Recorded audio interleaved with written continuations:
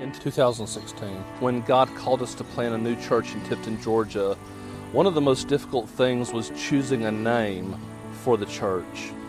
We wanted to pick a name that would communicate the mission that we believed God was calling us to. And so there's a great passage in Luke chapter 24. It's just after Jesus had risen from the dead, and two disciples are traveling from Jerusalem down to Emmaus.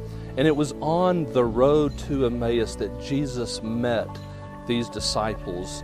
And they began to tell him everything that had been happening, and they were full of confusion and excitement. And it was then that Jesus took the Old Testament scriptures and showed them how they all pointed to him. So they come to Emmaus and they plead with Jesus to stay with them and share a meal for the evening, which he did, and it was in the breaking of the bread that they first recognized it was the risen Savior. Suddenly Jesus was gone. The disciples looked at each other and they said, "Did not our hearts burn within us as he opened to us the scriptures, all the things concerning himself?" And they couldn't stand it. They ran at night all the way back to Jerusalem to tell the other disciples that they had seen the risen Lord. Now, that's what we're all about at The Road.